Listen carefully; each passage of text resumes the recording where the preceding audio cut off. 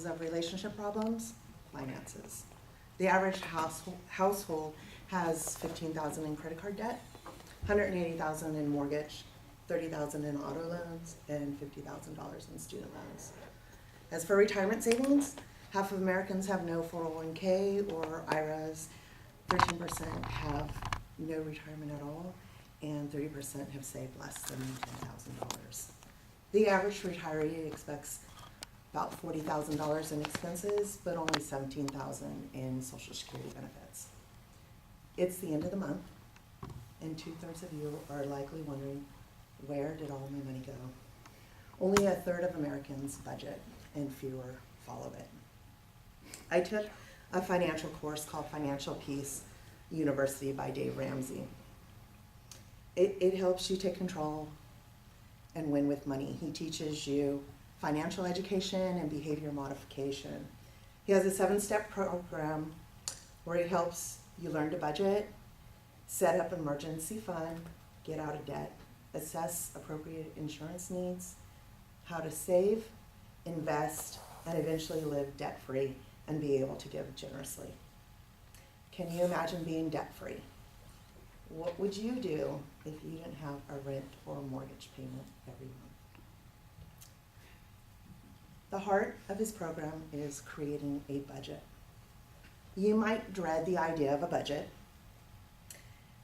and I hope to change that and get you motivated to create your own budget today. Budget is basically a plan for your money. It means spending with purpose before the month begins. It doesn't restrict you from doing what you want, but gives you freedom. It allows you to be intentional on where your money goes. It will help you achieve your goals, whether that's getting out of debt, saving for retirement, vacation, or keeping your grocery bill from getting out of hand. Once something has been budgeted for, you'll be able to spend that money without feeling guilty.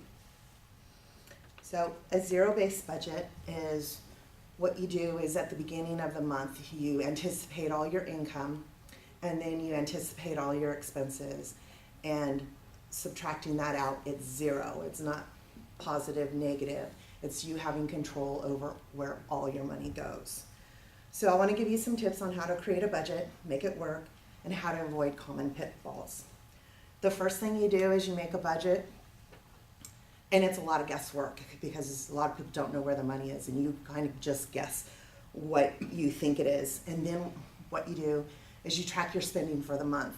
A good way to do that is there's a lot of free apps that you can do. This is including Starbucks, the ATM withdrawals, donations of $1 at the grocery store in the little bucket or something, all your expenses. At the end of the month, you're going to review all your expenses, what you've done. You might notice that you're spending more than you're actually bringing in. You might notice some areas of concern, things that you didn't realize that you were spending, and it may be able to help you cut things out easily once you're aware of what you're doing. One of the things that was huge for me in learning this, I thought once you made a budget, you stuck with it, it was really hard, things were wrong, and you fell off the bandwagon. But what you need to do is think of the budget as fluid. It's always changing, birthdays, holidays, tires, replacing an appliance, all these things vary from month to month. You will overestimate, underestimate, but you'll learn to fine tune your budget. It usually takes about 3 to 4 months to get a handle on the whole budgeting thing. It won't be perfect, like I said, the first or second time, but you will slowly make progress. You want to identify your goals. The first thing you want to do is cover food, shelter, utilities, clothing, transportation to work, and also savings. And with savings, what you want to do as soon as you get paid, have money automatically transferred to a separate account so you don't accidentally spend it.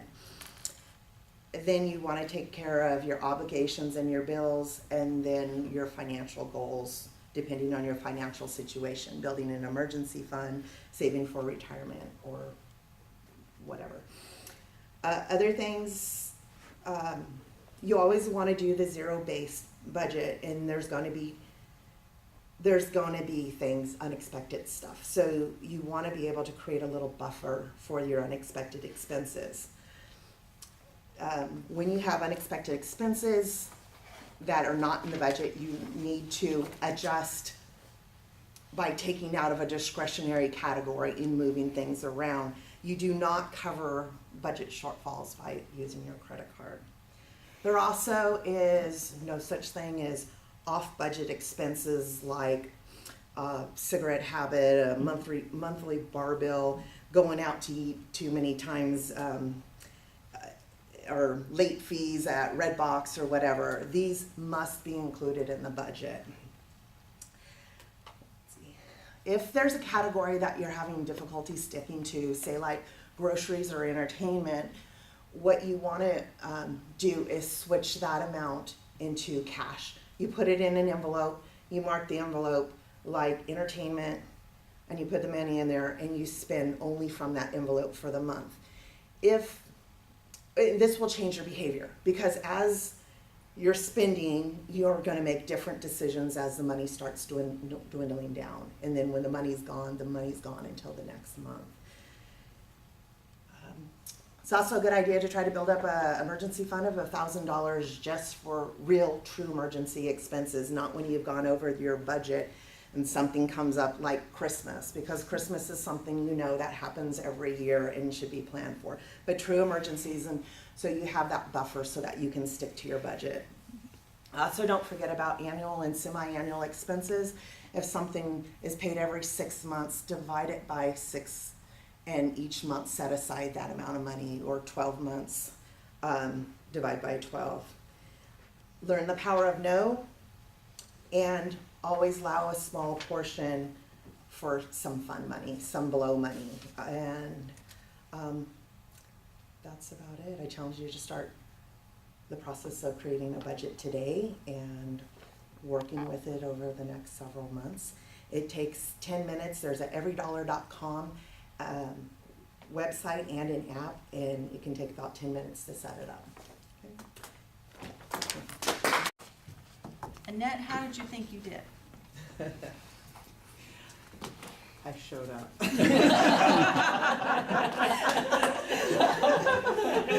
You're right.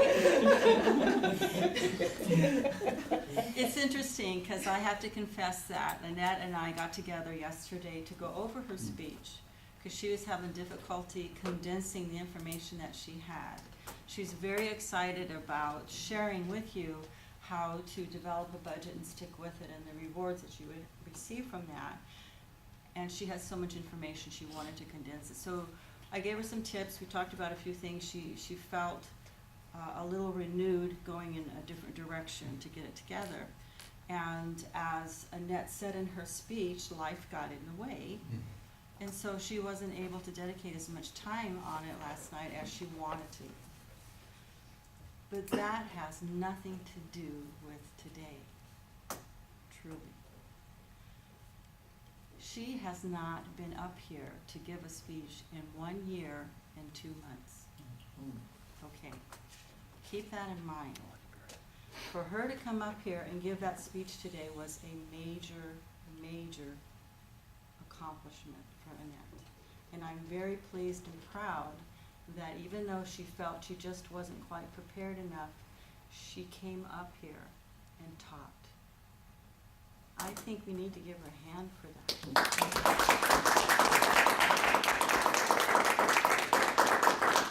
Because as you know, the toughest step to take in speech making is that first step, all right? And so she deserves credit for coming up here and giving the speech that she had in the way she gave it to get up here. So I think that she had an excellent speech with that in mind. I appreciated the information that you shared with us. I'm all excited about having a goal for New Year's now, a budget. And it'll be very beneficial to take some of those tips that you gave us. Part of your chapter was to try to do a speech without notes. And I know that will come, because it will. But just a tip, if you're gonna be looking at notes or reading notes, do so with intent. And with intent, you're gonna sit here and read it. You're not gonna do this with one hand and then flop it down and then do this, because that's really distracting. So if you need to take notes and you know you're gonna have to read the majority of it, make it intentional or meaningful. And that way it will look like it was thought out, thought through, and intended to be that way. All right? All right. So thank you, Annette, very, very much for coming up.